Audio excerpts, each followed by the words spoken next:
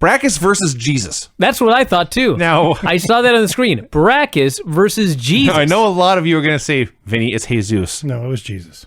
Jesus is so much funnier. Yeah, that's what it said on the screen. Jesus. Because when Baracus came out, I went, oh, God. And your prayers were answered. Right. He sent his only son to wrestle Brackus. When's the last time, besides Brawl for All, that we even saw Brackus on this show? The vignettes, and that's it. It's like he was gone forever, and then he just showed up for a fight, and now he's doing matches, and he's horrible. Brackus is every big, lumbering 1980s powerlifter stuck in here in 1998. Not a powerlifter. He was a competition bodybuilder. Excuse me, bodybuilder. Like, I remember when I was a kid, I used to get the bodybuilding magazines. He was all over them. He was like a big bodybuilding star.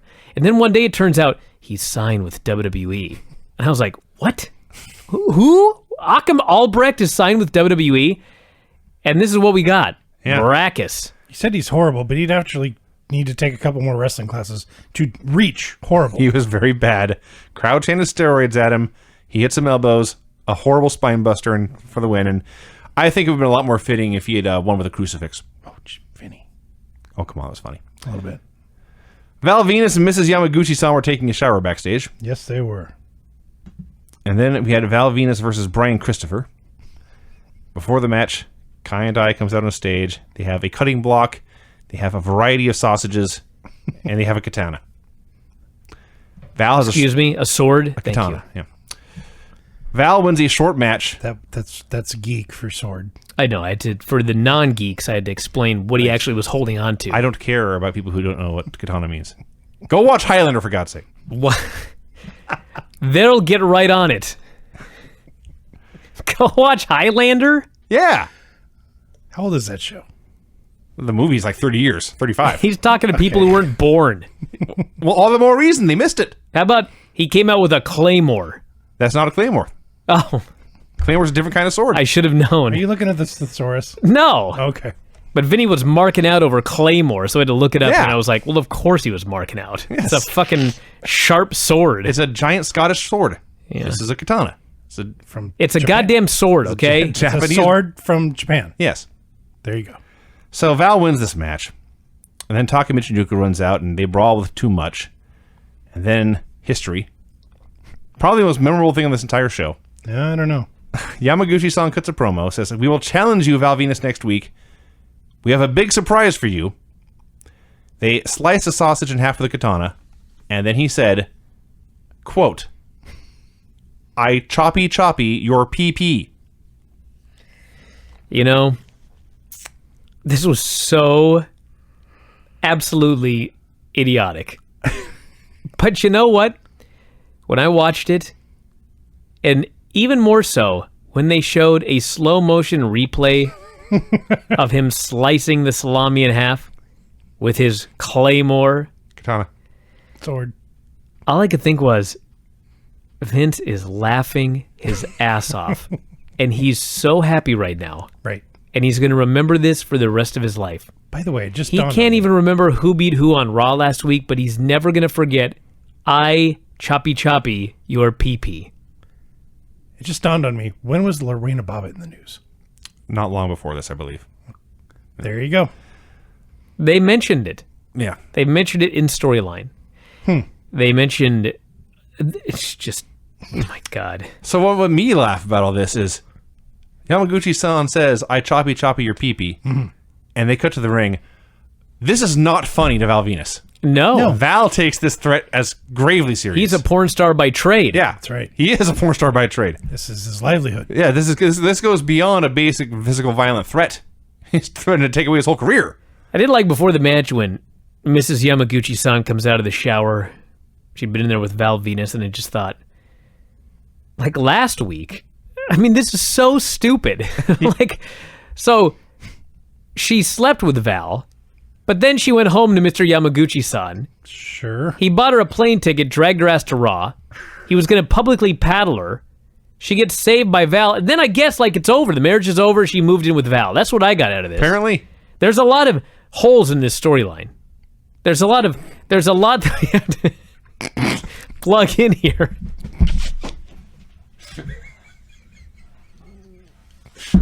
God. What were you saying about 10-year-olds earlier? There's a lot of things you need to figure out on this.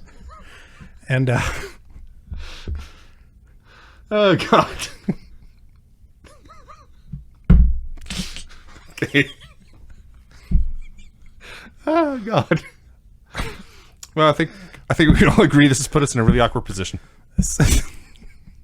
You idiot. Oh, God. Well, we've lost all listeners. Everyone has turned off the show. Michael Cole interviews the LOD backstage. Animal does all the talking. He's Road Warrior Animal. Hawk's makeup is smeared. He drops his helmet. He looks totally disinterested. This led to What do you on an average show? Indeed. So we had Jeff Jarrett versus Hawk. And by the way, so last week, Hawk was all fucked up. Cost him and his partner the match. He apologizes. He has a singles match. And he wins. Mm-hmm. It was fine. Why are you What looking at the me? fuck is all of this about? Well, he's sobered up this week. Oh, so and he's going to go out drinking now. Well, he's going to go on a He's bender. Andrade C. and Almas. He's going to go on a bender, and then he's going to follow I see. Titantron. Yeah, this sucked. I like that Jarrett was winning on him and then went to grab Tennessee Lee's belt. Yeah, he was beating on him, and he was going to beat on him more. Yeah. I don't know why. With a belt. So Lee could not get his belt off, and Hawk hit a neck breaker and won. That's a first. Well, he Southern Justice. something got in the way, and, it's a huge task to get around. Yes, exactly. It's a major obstacle. How do to you tie deal your with. fucking belt? What are you talking about? Well, if it's that big, it gets in the way. It's a burden, for God's sakes. For Tennessee Lee, I could say so many things about Craig right now, okay, but I'm not gonna. Southern Belt's Justice? up here. I understand that. Here, dingling is down here. It is. They don't get in each other's way. Well, No, they don't. Bryan said dingling, by the way. That thing could be 6 feet long. It's not going to get in the way of your belt. I'm not Tennessee Lee, Bryan. It doesn't matter. I don't know what side he dresses on. Maybe he dresses up. Excuse me? He dresses up? Yeah.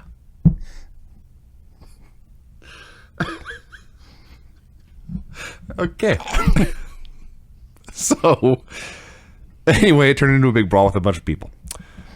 Thanks, Vince. It was Mark Canterbury and Dennis Knight, Southern Justice. Val Venis and Taka Michinoku versus Dick Togo and Shofunaki.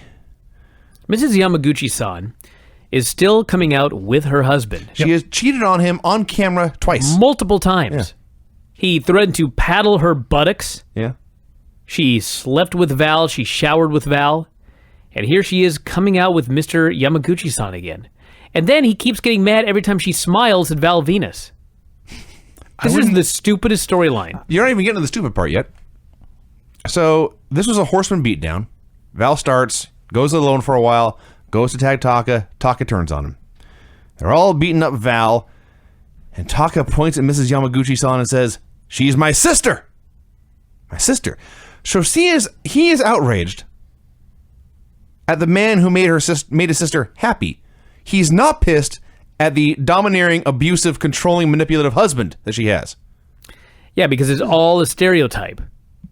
I guess. The storyline on Raw is that if you are Japanese, then if you are married to a Japanese woman, she is subservient to you. Mm-hmm. So as her brother, Taka is upset, not that she doesn't like Mr. Yamaguchi-san. He is upset that she is not subservient to him. It doesn't matter if she likes him. Her role is to be subservient to this man. Maybe she's upset with Val for banging his sister. Oh, there could be that too. I would imagine. I'm sure there are many layers to this stupid fucking story. But yes, Taka Michinoku, did anyone else forget this? He's Mrs. Yamaguchi-san's brother. I was taken by Forgot that part. surprise. I knew at some point he joined up with a groove. The only thing I remembered was Choppy Choppy Pee Pee. I did not remember all of the details leading up to it. Mm-hmm. Yes, 19 years later, I was shocked in my living room. I was stupefied. They dragged Val backstage. as everyone stood back and watched. There's hundreds of people gathering to watch. Yeah, him and they had drag some around. sort of weird ass. I can't remember the explanation, but it was something like, well, this is Japanese custom or something like that. And so everyone's just standing around and I'm like, what? This guy's got a sword. Yeah. He's got a, Katana. whatever the fuck it's called, he's got one. Like, where are the police? Where's security? No Japanese police in Anaheim. It doesn't or where the hell matter they if were. we're not in Japan. Where's the American police with this Japanese guy running around with a katana? Gotta respect people's culture, Brian. I don't know. No, you don't. Not if he's trying to kill somebody. Maim.